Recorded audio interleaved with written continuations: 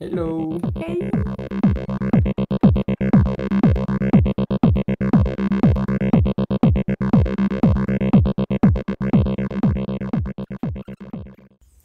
Petite parenthèse avant de vous laisser visionner la vidéo donc par rapport à nos cuves d'eau, je voulais juste vous préciser que on s'est retrouvé plus ou moins dans le speed, l'agacement de quelque chose qui n'a pas fonctionné, qu'il a fallu refaire, faire et refaire.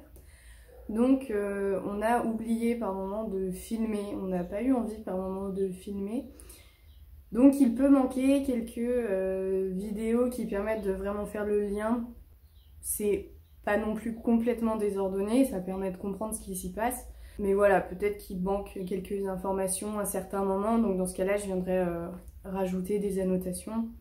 Dans l'ensemble, ce que vous allez voir, c'est on va donc déballer nos cuves, les placer pour les marquer, ensuite on va les assembler, les mettre en place tout ensemble une à une, et puis on va venir les remplir et vérifier qu'il n'y ait pas de fuite. Parce que dans la théorie, pour jumeler des cuves, il nous faut des passe-cloisons, percer les cuves, mettre ces passe-cloisons, les serrer, et voilà. Mais ça, c'est la théorie. Dans la pratique, ça a été un peu plus pénible.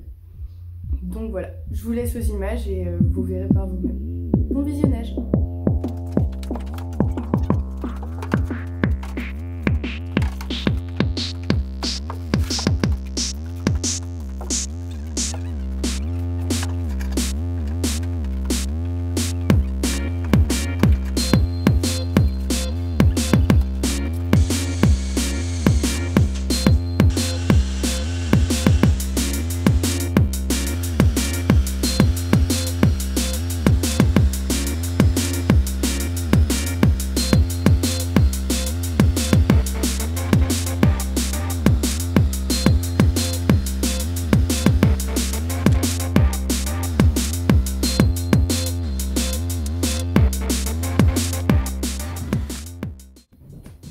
En fait, pour venir raccorder toutes les cubes, on utilise des raccords comme ceci.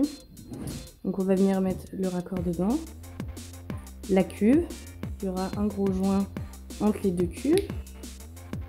Là je vais pas le forcer, mais il y aura un gros joint donc, entre les deux cubes, la deuxième cube, un deuxième joint, et on viendra visser par l'intérieur. Et du coup là les petits raccords pour passer entre les cuves, ils sont un petit peu plus que 40 et on avait juste des scie cloches en 40, sinon ça monte tout de suite à 42, après c'est trop gros. Du coup on a percé en 40 avec la scie cloche et on est venu arrondir, enfin réélargir plutôt les trous en 40, les faire un petit peu plus grands avec ça. J'ai oublié comment ça s'appelle. C'est un espèce de cutter pour faire des trucs ronds. Voilà.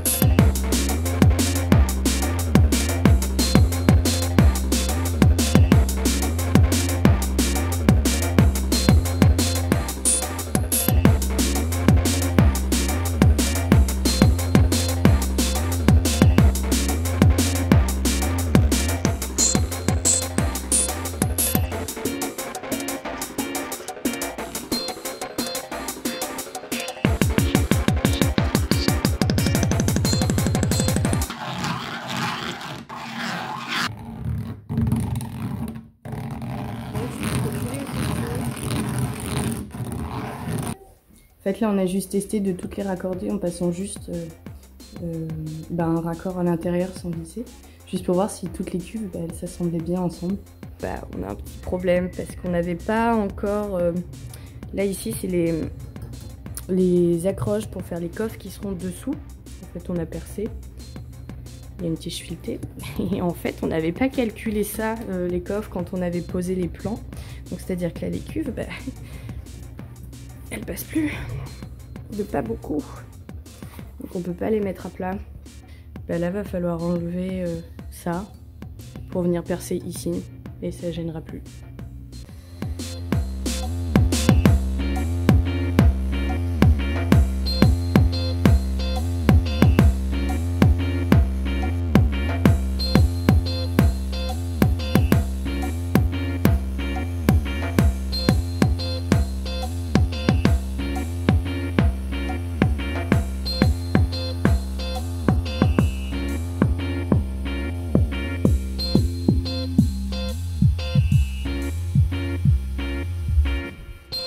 Alors petit point sur l'avancée, donc on a fini tout le cadre de notre rehausse ici, donc ça va être rehaussé de 30 cm et donc tout là on aura la cuisine et la salle de bain. Donc la rehausse pour le moment elle est en pause, ensuite on va venir fermer avec des tasseaux au milieu. On a installé les cuves, là on vient de faire les raccords pour l'air, toutes les cuves sont raccordées, on a des passes-cloisons au milieu. Et là c'est pour permettre à l'air de s'échapper lorsqu'on va remplir. Il nous manque encore de terminer le raccord d'air qui ramène au bouchon de remplissage extérieur. Mais pour le moment on est un peu bloqué, on ne peut pas tester l'étanchéité parce que ici ce sera la sortie d'eau avec la pompe. Et en fait on n'avait pas anticipé, mais ce serait pas mal d'avoir ici un robinet avec une vanne parce que si un jour on a besoin de bidouiller sur le circuit d'eau, ce serait bien de pouvoir fermer directement. Comme ça, l'eau reste dans les cuves, on n'a pas besoin de vider 500 litres d'eau pour pouvoir changer un raccord ou quoi que ce soit. Après, on va pouvoir venir installer l'évacuation de la douche qui va se trouver là, ainsi que l'évacuation de l'évier qui sera juste ici. Et puis normalement, dans la semaine, on va venir installer le chauffage qui sera du coup là-dessous. Il va se trouver sous la partie salle de bain. Et là, on va percer une trappe. On aura un accès extérieur à tout le dessous de la salle de bain. Donc le robinet est arrivé, du coup on est en train de l'installer. On va pouvoir tester l'étanchéité de l'eau, enfin de nos cuves.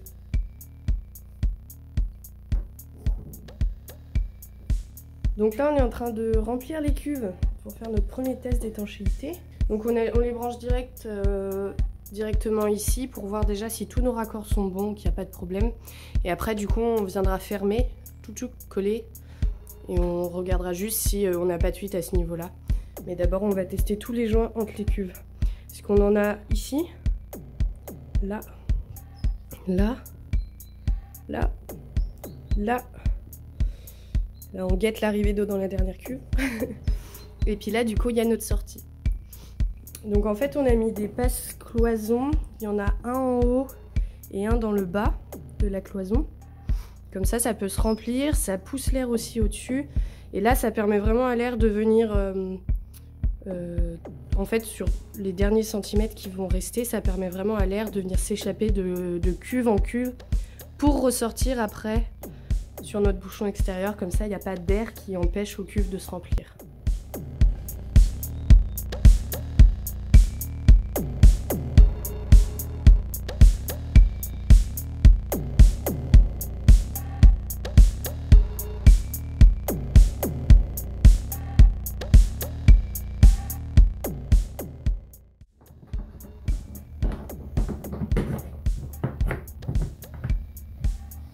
Là, on est en train de resserrer les joints parce qu'on avait des fuites.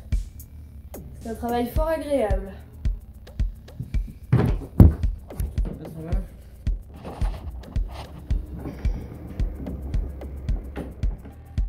Donc on est sur la deuxième tentative de remplissage de cuve. On a resserré tous les passes-cloisons.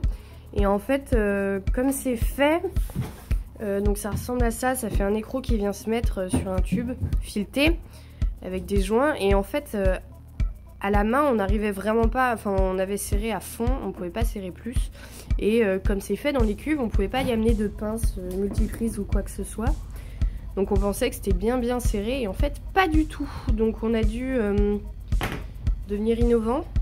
On s'est fabriqué une espèce de pince comme ça. Alors là on l'a coupée pour atteindre un autre qui était plus chiant d'accès, mais sinon elle était complète. Et du coup on a pu venir se mettre autour et venir tout resserrer. Il y en a, on les a resserrés de presque un demi-tour. Donc comme quoi il manquait. Donc là on est en train de remplir une deuxième fois. On guette chaque passe-cloison pour vérifier qu'il n'y ait pas de petites gouttes et puis on croise les doigts.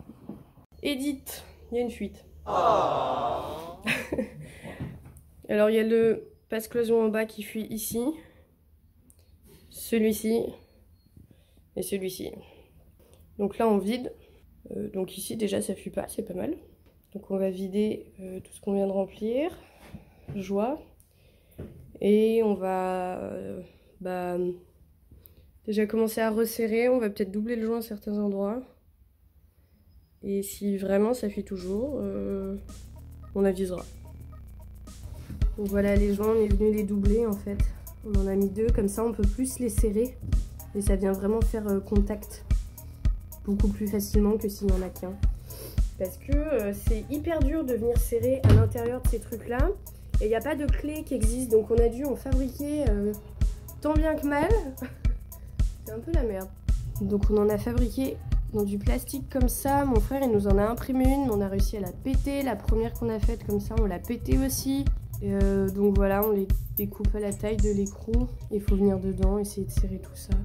Mais avec une pince multi, ça passe pas. Avec, y a rien qui passe. Donc c'est un peu la galère. Bon, c'est ni plus ni moins la 4e fois qu'on remplit les cuves et qu'on les vide aussi du coup. Parce qu'il y a des fuites au niveau de certains raccords, certains passe-cloisons. Du coup, ce qu'on a fait, c'est qu'on a doublé le joint entre les cuves parce que on n'arrivait pas à pouvoir serrer ça vraiment plaqué. Donc en doublant le joint, on a plus épais et c'est donc plus simple de venir les plaquer. Il y en a un qui nous posait encore problème parce qu'en fait les cuves elles sont assemblées en 2 parties. Les 2 parties elles venaient pas à fleur, il y avait un petit décalage qui faisait que ça poussait le joint et du coup ça continuait de fuir, donc on a dû poncer un peu l'extérieur pour ramener les 2 parties de cuve à 0 et là c'est en train de se remplir, donc on guette comme Erwan est en train de faire, on regarde entre chaque cuve, là où on a des passe-cloisons, là où on a des joints, pour regarder si ça commence à fuir ou pas. Donc croise les doigts.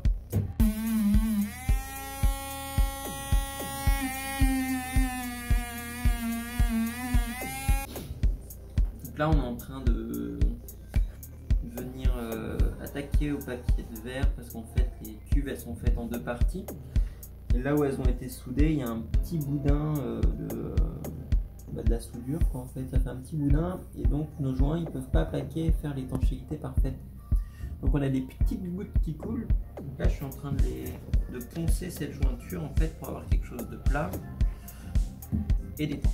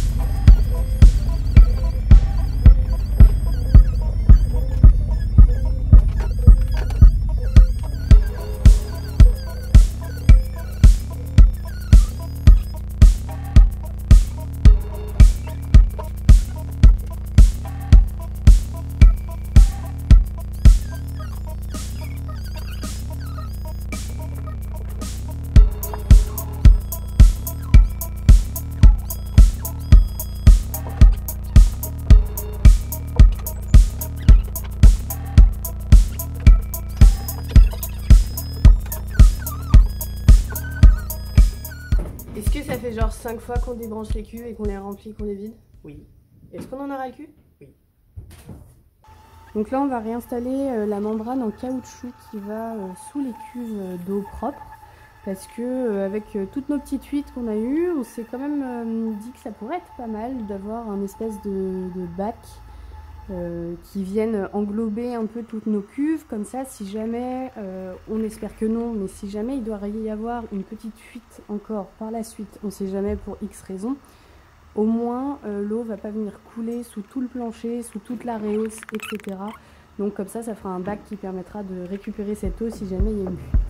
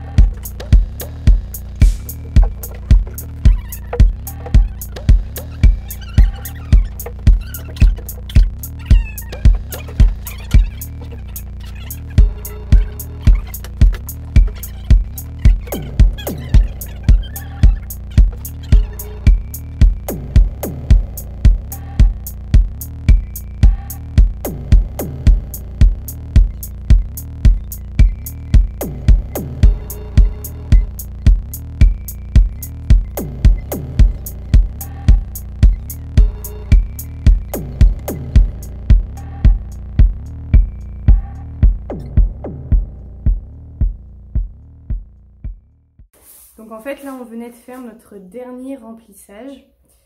On savait pas vraiment que c'était le dernier, mais donc on se retrouvait sans plus aucune fuite. L'eau qui était dedans, on l'avait laissée plusieurs jours, comme ça les cuves assemblées, pleines, on n'avait pas de fuite nulle part, donc on a essayé de sauter dans le camion pour faire bouger, les secouer, etc. Donc ça ne fuyait plus, et on a quand même voulu s'assurer, comme nos cuves sont fermées sous notre réhausse cuisine et que l'accès y sera très compliqué par la suite, on a quand même voulu s'assurer que ce soit bel et bien étanche. La rue est en travaux, donc on n'a pas pu aller faire un tour avec le camion, mais du coup on a installé avec des briques et des planches, on a fait des espèces de bosses dans notre cour qu'on est venu prendre avec le camion. Ensuite on a fait des accélérations, on a pilé, etc. pour venir vraiment secouer le camion presque en conditions réelles et s'assurer qu'on ait vraiment zéro fuite même après ça, avant de fermer la réhausse définitivement. Je suis dans le camion et on est en train de secouer le camion pour être sûr de l'étanchéité de nos cuves en mode conditions réelles. Donc on lui fait avancer, piler, puis monter des trucs et les redescendre pour que ça saute, etc. Voilà.